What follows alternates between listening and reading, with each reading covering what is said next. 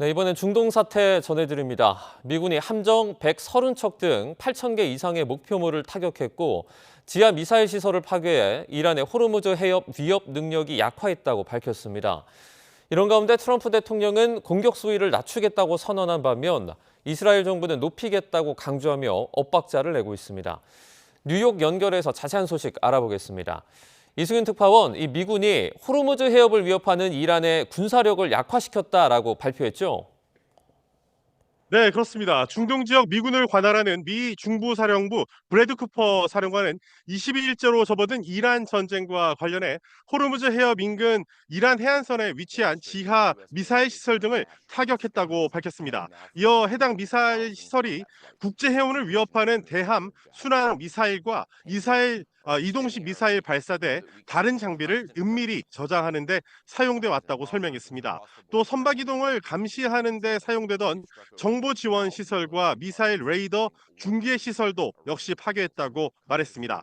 그 결과 호르무즈 해협과 그 주변에서 항행의 자유를 위협할 수 있는 이란의 능력은 약화했다고 강조했습니다. 또 중동 협력 국가들과 함께 이란 드론 공격 수천 건을 방어했다면서 호르무즈 해협에서 자유로운 상업 활동을 방해하는 이란의 수십 년간의 위협을 해체하는 데 집중하고 있다고 말했습니다. 이와 함께 이란 함정 130척을 포함해 8,000개 이상의 군사 목표물을 타격했으며 이는 2차 대전 이후 3주간 이루어진 해군 전력 파괴 규모 가운데 가장 큰 수준이라고 강조했는데요. 쿠퍼 사령관의 브리핑을 직접 들어보시죠.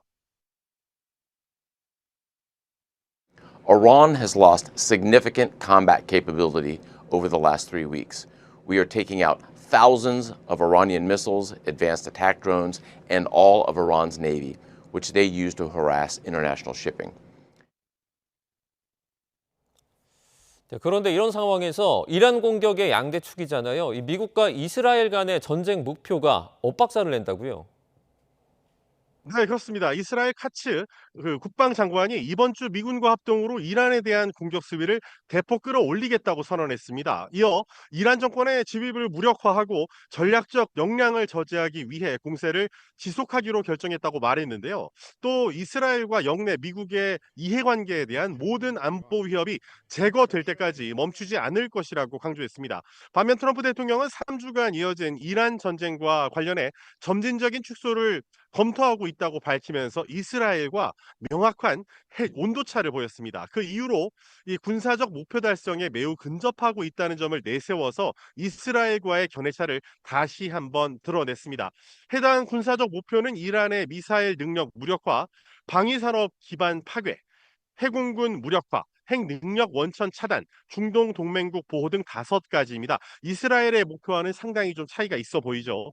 점진적 축소는 이 군사 작전을 즉각 종료한다는 의미이기보다는 이 작전 규모를 단기적으로 줄이면서 이 마무리 수순에 들어가는 상황에서 사용할 수 있는 표현입니다. 이는 향후 승리 선언과 함께 작전을 마무리하는 출구 전략을 염두에 둔 게 아니냐는 관측이 나오고 있습니다. 트럼프 대통령이 호르무즈 해협을 이용하는 국가가 이 경비하고 관리해야 한다면서 한국과 중국, 인도 등 일본 등 이 호르무즈 의존도가 높은 국가들의 역할을 강조한 것도 같은 흐름에서 해석해 볼 수 있습니다. 미국이 자신들의 병력 희생 위험 등 이 부담을 줄이는 동시에 해협의 항행 안전 보장 책임을 다른 국가들에 분담시키려는 구상으로 군사작전 축소 가능성과 맞물린 그런 발언이 아니냐는 분석입니다. 지금까지 뉴욕에서 YTN 이승윤입니다.